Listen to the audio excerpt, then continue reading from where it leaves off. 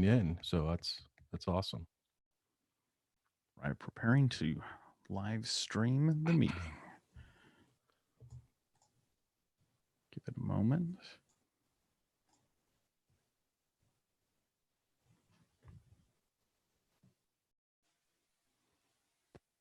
One, two, three.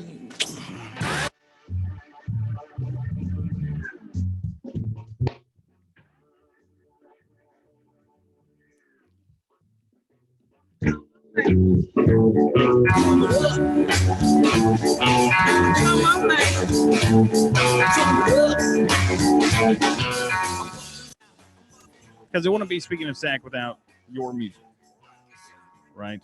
Boy, that brought a lot of joy to my heart. It's been a while, Hot Mustard, but thank you for surprising me with that. Oh, no problem, no problem. You know, this is definitely a learning curve for everyone throughout the Alamo colleges, and I definitely would say everywhere else, having to work remotely. Yes. And you know, you definitely have to be engaged more. You have to check your emails a little bit more, because that's where we're at. Social Right. distancing, staying safe. Right. So everybody needs to continue to do that. You know, stay home. You're not stuck at home. You're safe at home, and keep checking your email. I think that's very important. Keep checking your email. And I think what's happened is we've been used to staying connected with friends, but now we've taken it up a notch, right? Right now we're connected with school, we're connected with work, and at times connected with family via social distancing and social media, right? So it is like social media virtual overload for a lot of us. That just we're very selective of how we used our virtual reality, and now it's in everything that we do every single second of the day. Oh yes. And you know, you really have, I mean, it's a very huge difference, you know, being on campus and being able to say, oh, I have to go talk to so and so, I'm going to leave my office real fast and just walk over to the building because it's right there. You can't do that now. That's right. You have to do emails. We have these Zoom meetings going on. Right. And I would imagine for introverts, it's not that bad. I would imagine, though, for extroverts, you know, they're the clawing at the windows. They got to talk to somebody. No doubt. But even introverts, right? You know, which I think you and I are, I believe the last time you and I talked, we're natural introverts. We recharge to be alone. We may be at home, but we're not alone, right? Or you may be wherever you engage people, but you're really not alone. You're always connected somehow. You're always tethered. So I'm having a hard time kind of recharging as a natural introvert, because there's really very little alone time now, where my only alone time during the day was the commute to and from SAC, my 45-minute to an hour commute. Yeah, you had a very long commute time. And I loved it because that was my alone time, right? I don't get that now. So I know this sounds crazy, but I do miss my commute. I do miss that 45 minutes of, if I feel like playing AC/DC as loud as I want to play it, I play it, you know? Very nice. Yeah. And how are you holding up? You know, because I know, you know, there's no sports going on. I know you're a big sports guy. Did yes. you catch WrestleMania or anything? Or well, my 10-year-old daughter is a big WrestleMania fan, so I do watch wrestling with her, and it's funny. It's weird because there's nobody in the audience, and I don't know. I think the crowd gave it a lot of energy, so we're trying to get used to that. Now I've just binging on Netflix. I mean, I'm catching up on all the shows that everybody's talking about that I never had a chance to catch up. So unfortunately, I'm up till about 2 a.m. Then I have to get up at 8 o'clock or earlier to get to an 8 o'clock meeting, and it's just not healthy. I can't find my groove quite yet. You know, and then that brings me to my next question. So, have you seen Tiger King yet? I have. I loved it. I did. Okay. Yeah, it's one of those guilty pleasures where I'm like, this is so off the wall, so non-educational that it just felt so right. I don't know how to explain it. And I've been on a documentary kick these past couple days. Well, for a while now, probably the past month already. But it's a documentary, and so it makes it feel educational.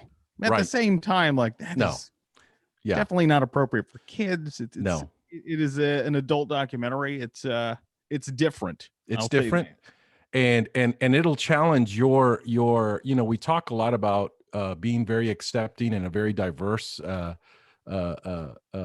individuals or community.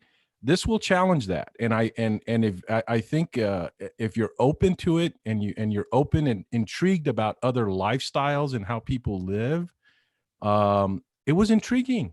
I mean, it was a sociological kind of lens that I was looking at that show. So I do find some, like you said, some educational component where I can learn and appreciate, arts, different parts of the country, that I've never seen before. Right. Yeah. So, but I loved it. And apparently there's supposed to be another episode or another. Yeah. So I'm waiting on that one, Hot Mustard. I'm not going to lie to you. Yeah. Nice. Yeah. So let's see. So students that are extroverts or anybody who is an extrovert as far as students, faculty, and staff, the Student Advocacy Center is offering counseling, not just for extroverts, but also introverts, everyone. Yes, everyone. The Advocacy Center, counseling and case management virtually. You can even call them 210-386-1111. Actually, that's 486. Yeah, right. just to be clear. Yeah, 486. 486. That was a typo. You couldn't help that. I just remember the number. I was like, well, wait a minute. I don't know. No, it's 210-486-1111. There you go. And you can email them sac-advocacyctr@alamo.edu. And it's one of those things how I think everybody on campus has adapted. Before everybody left, they were encouraged to forward their desk phone, office phone to their cell phone. Right. And we were very, very blessed and lucky to be able to have we stood up that advocacy helpline now. So the timing couldn't have been perfect because we set it up right before spring break. So the line, we've got people behind those lines ready to help, and they've been calling in. We're getting quite a bit of calls for crisis counseling or food insecurity or housing kind of issues. People are giving to the fund to be able to build that fund to help our students. We're going to start working on some vouchers for our students to go pick up. Our restaurants are really struggling right now, and some of the restaurants that we all appreciate and love in our community are struggling, and they've had to turn to also selling groceries. So we've been in contact with some of our neighborhood partners and saying, can we get some boxes of groceries and get some vouchers for our students? And they love the idea. So we're getting a discounted rate to buy vouchers for our students to give them to go pick up a box of groceries at like Mi Tierra, for instance, who we work with closely, who are packaging a very nice grocery list within a box, a $25 box that we're going to start offering vouchers to our students so we can pick up a box. Yeah. See, the community loves SAC and we love the community. And yes. That's great. Yes. Shout out to the Cortez family on that. No doubt. They are a class act, and anytime we can partner with them and they want to partner with us, and it's a win-win, and we're helping our local businesses, but but more importantly, we're helping our students to ensure that they have the quality groceries they need to get through this very difficult time. Mm-hmm. So yesterday we received an email, I believe it was yesterday or earlier today, that a member of the San Antonio College groundskeeping team has tested positive for coronavirus. And there's a lot of concerned students and employees on this. Can you talk a little bit more to that? Yeah, we were, we've been made aware of an employee, a groundskeeper who predominantly works outside, and they're really isolated in one central building where all the facilities folks work. So it did not, after further assessment, did not. This person was not in the buildings; they were working outside. Of course, that building that they kind of all house at was addressed as far as some deep cleaning, but all the people that work there were technically sent home, quarantined for the next 14 days or more to be sure and keep everybody safe. But we were made aware of this issue on March 31st. We didn't get the results back till like April the 6th. So once we found out that that was positive, we took immediate action, but we had been preparing people that we were probably going to have to send them home if they did come back positive. So we were very prepared, if something like this happened, and we took swift action. But at the most important thing is, I know this gentleman, and I want him to know that we're all thinking about him, and we want to see him back, continue with that big smile and doing everything that he did for SAC. I want to be sure that he pulls through this, and that he's healthy, and that he knows that his SAC family's thinking about him. So that's the most important thing. We took swift action. We protected the people that were impacted, but right now we want to be sure that we keep his health in our thoughts, and that he pulls through this, and that we'll see him once all this is over with. Yeah, and we are a big family at SAC, and I see them. I see people all the time. Yeah, out there keeping up with everything, and yes, it's sad, but keep them in our thoughts and prayers. Well, and we're a big organization, right? We have over 65,000 students, Alamo colleges. We have over 5,500 full-time employees. This virus is not showing any discretion. I mean, it's just one of those things that, well, where do you think he got it? We don't know, other than the moment he showed any signs of what he thought was, that he went immediately to the doctor, which is what you should do, right? And call your physician. So he did all the right things. We've done all the right things. It's very difficult to pinpoint, at this point, where it came from. But I think at the end of the day, we're thinking about him. We have him in our thoughts and prayers. We want to see him recover quickly and get back to what he does best at SAC. Mm-hmm. And if anybody can stay home, do so. Yes, stay home. Yeah, this is I've been listening to, especially a lot of the key figures out there, and talking about, once it starts to impact your loved ones or your friends or your small network, your of friends and family, then it becomes even more real. So now we've had a member of our family test positive, and it's real, and the only way to beat this, as the mayor and the judge have said, is to stay home. Stay home, especially now when it really was probably wanting to peak at its at its height, and we've got to be able to just hunker down and stay home. So for the most part, we only have about, I would say, less than 20 essential personnel at SAC that were working, specifically IT, law enforcement, college services, and facilities was one of them, because they were working outside.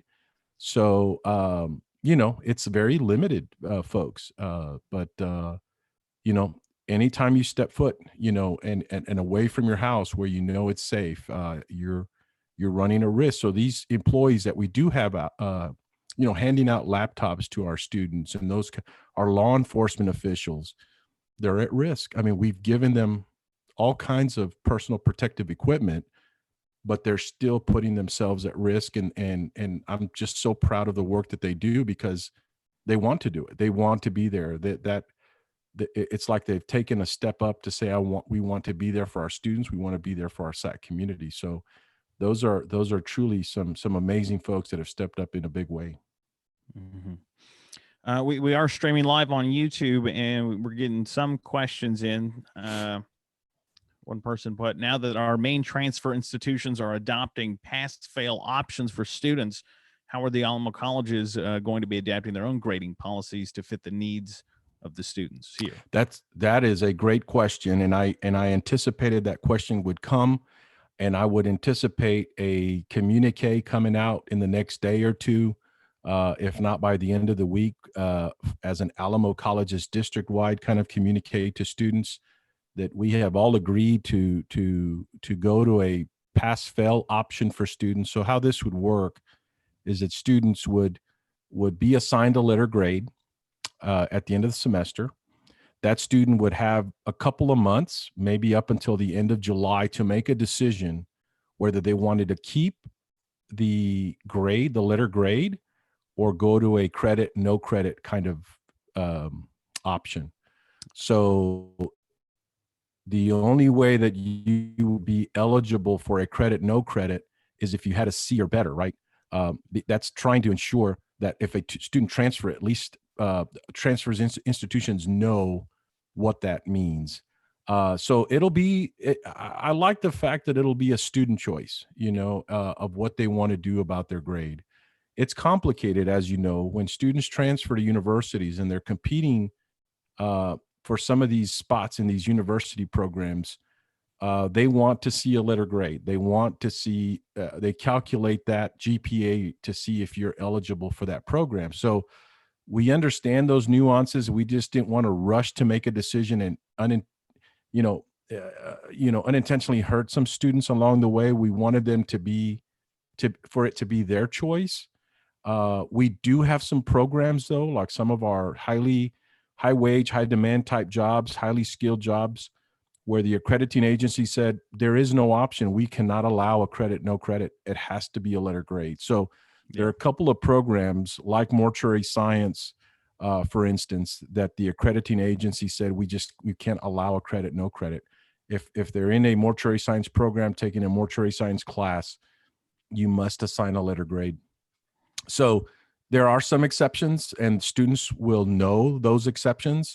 But for the most part, the majority of the students are going to have an option once that grade is posted. They'll have plenty of time to sit down with their advisor, specifically their advisor, and be sure that they know exactly what they're doing before they make that decision. We don't want students to go off and make a decision not knowing what those ramifications or implications will be once they transfer that senior institution. Yes. So it's a complicated decision. And I would just impress upon our students that they sit down with their advisor. All our students have assigned advisors, and say, I really want to know what the implications are one way or the other. So that's why we're giving students a couple of months to really make that choice and have enough time to sit down with their advisor or their faculty mentor, and make that best decision for themselves. And has the Alamo colleges reached out to, the at least the area universities like A&M San Antonio, UTSA, St. Mary's, or something like that? So the good thing there is that those universities, especially our universities within their community, are all part of this university compact with Alamo colleges. Okay. So we have this compact, and we have an agreement by which we built these transfer advising guides. So we already have their cooperation agreement to transfer our students seamlessly. So as you know, a lot of those universities, I think all universities, at least in San Antonio, are going to a pass, no pass kind of situation. So if it's good for their students, it'll be good for our students once they transfer to the institution. We just wanted to be sure that would be the case. We don't want anybody to be caught in a situation where they're ready to transfer, and then one of the programs may say, well, we needed a letter B. We needed a grade of a B in your chemistry class, and I just see a credit here. We don't want those hiccups for our students when they do transfer. We need our partners, I think, will work with us. Now, once they step outside of that partnership, it'll still be up to that institution whether they're going to accept it or not, right? So that's the piece that's important, to sit down with an advisor and work through that. Because if you know you want to transfer to University of North Texas School of Business, what do they require? That advisor could then call that department and say, will you accept a credit? No, we won't. Now you know, okay, they won't accept it, so you need to go with the letter grade. Or guess what? They will accept it, knowing that we've all been in this together. You're free to go ahead and go with the credit, no credit kind of thing, right? So, there's plenty of time to do that for our students. So say a student does get in the situation where the transferring institution will not take the pass or fail, that they do want the letter grade and they don't have it. More than likely, they would have to take it again. More than likely, they would have to take it again, right? So that's why the stakes are high. Once you make that commitment to go one way or the other, it's what is set. Yeah, at that becomes the official record. At that point, to change an official record would mean that you would have to take the course again, if that's what you chose to do. So that's why we wanted to give students enough time to sit down with their advisor and make the right decision. I think if I'm trying to remember back when I was 18 years old, I know I would have run to a credit, no credit. But it's when I applied to a program that I really wanted to get into, and that really mattered, I think I would have put myself in a very tough position to get into that program I wanted to get into. Yeah. So it's just it's personal. It's unique to that individual. Yeah. And bottom line, do your best. Do your best. We kept saying that from day one. Hot Mustard is, as much as whatever is going on, focus on your academics. Best case scenario, you end up with an A or a B, and the choice is already made, right? Yeah, just take the letter grade and move on, right? So but everybody gets themselves we're all in a different situation. I wanted a B in biology and I couldn't make a B. The best I could make was a C. I remember those types of classes. So it just depends on the courses that you're taking, and sometimes you said a C is great. I gave it all I could, and C was the best that I could get. So I'm moving on. Yeah, history 1 and 2 on mine was my C's. That one was one of my C's, I think. And it's weird because I love history documentaries. I can watch the History Channel all day, but when it comes down to taking the course and just doing the test, it's all messed up. Well, you and I talked about, and I gave you the example of why I made a bad grade was this. I had a professor that would walk in with a stool, and she'd walk in and put the stool right in the middle of the class. She'd close her eyes and lecture for 50 minutes straight. That was every single Monday, Wednesday, and Friday from 9 to 10 a.m. Wow. Sink or swim. Don't ask any questions either. Don't ask any questions, because she won't open her eyes to really acknowledge your hand going up. and don't say, well, the book says differently. Well, no. You'll get the response. Well, who's writing the test? Well, and she's like, well, I wasn't reading from the book. This was a 40-year veteran who had all her notes in her head, Wow. It's pretty impressive. She was super smart, but did make us feel very smart, so. We got another question from the YouTube comments. What is a good time frame for advisors to return emails? I'm not sure if I need summer school till I hear from my advisor. Sent email last week. Oh, wow. Yeah, no. So it should not be more than a week. We're trying to get everything turned around within 48 hours, at least a couple of days. So there may be an issue, a technical issue there for some reason, but I would encourage that students there in our website, there's a chat. You can click the chat and someone will answer immediately. And there is an academic advising piece to that chat. That's kind of instant. We have live people behind that chat. It's not automated. It's not an FAQ kind of situation.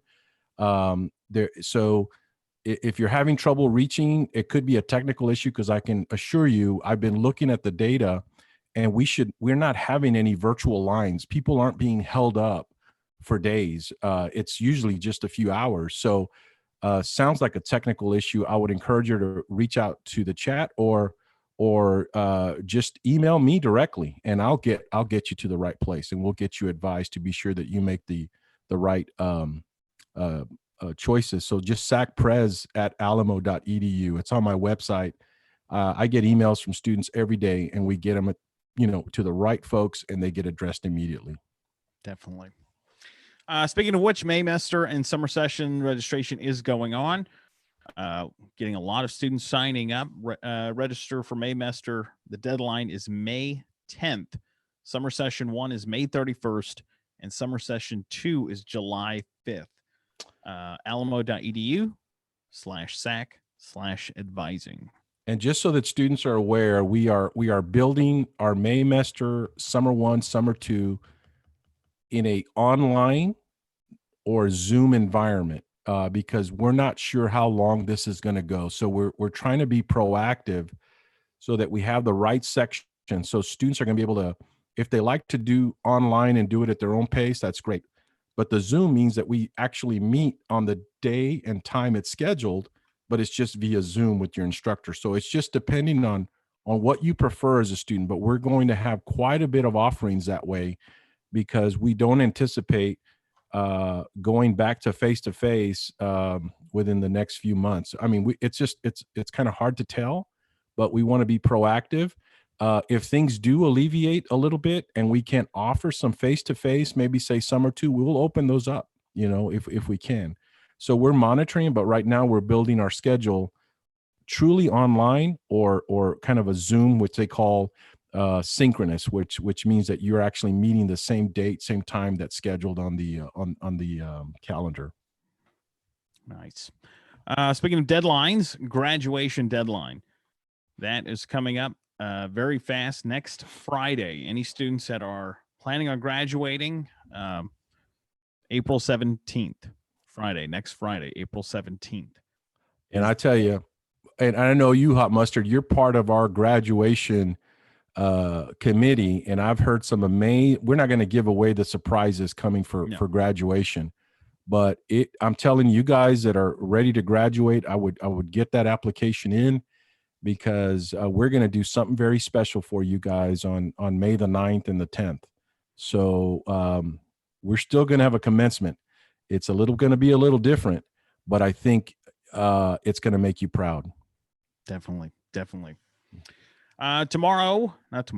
Friday, this coming Friday, Good Friday. It's a holiday. Enjoy a 3-day weekend. Yes. So let me be clear. That's why I wanted to be sure that we updated our website, because it said campus closed. And I know some of our smart 18, 19, 21-year-old, it is already closed.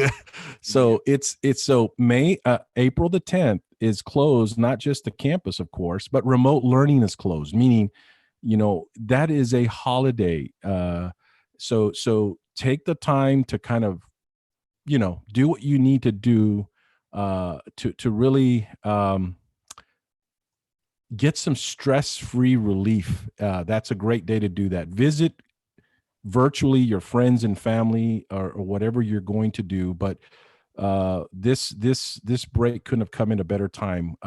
Folks need a 3-day weekend to kind of make some sense out of all this, to kind of reflect, and then get ready to hit it again hard on Monday so we can close the semester strong. Oh, yeah. And speaking of which, tools to help you with that, tutoring is available on Zoom. Accounting, biology, chemistry, economics, math, nursing, Spanish, writing assistance. It's all available. The library is also available for remote research help. They're available Monday through Thursday, 7:30 in the morning to 7 p.m. And then Friday, 7:30 to 5. Yeah, students always ask, can I still schedule a tutoring? Yes, you can. You can. We still have tutoring schedules where you can get your personal tutoring for accounting, biology, chemistry, economics, math, nursing, Spanish, writing. We have tutors ready to go in via Zoom, just like the Khan Academy, and get in there one-on-one with you and get you through these difficult times. So there's nothing compromised around tutoring or all the library services. Everything is there for the students to be able to access and not compromise your studies. And if something is compromising your studies, please let us know, and we'll make the adjustment immediately to be sure that you get the resources you need to be successful at SAC. Definitely. Laptops are still available next week on Tuesday, April 14th through next Friday, the 17th, or until supplies last. So 9 a.m. to 4 p.m. And this is all going on in the parking lot right in front of the Moody Learning Center. Last time I checked Hot Mustard, I think we still had 500 laptops. So students, those of you that do not have access to technology, come pick one up. They're there for you. They're specifically there to help you through this time. So don't be afraid. We're getting a steady flow of 20 students, and I want to assure you that the way these laptops are being picked up we're very careful about ensuring the social distancing kind of policies to protect you and the employees. I think we actually have, and we have a robot with that iPad that kind of walks out and greets you and kind of takes your order, so you never even have to touch or face a human being. I mean, so we've got technology in place to really protect our students. So I'm like, well, I need a laptop, but I don't know how secure it is. It's very secure. So please don't hesitate to go pick up a laptop if you need one. Awesome. Well, it is that time of the show. We'll be back next week, next Wednesday, 3:30 to 4 o'clock, right here on YouTube Live, I guess. Yes. All right. See you next week. I can't wait. Looking forward to it, Hot Mustard, as always.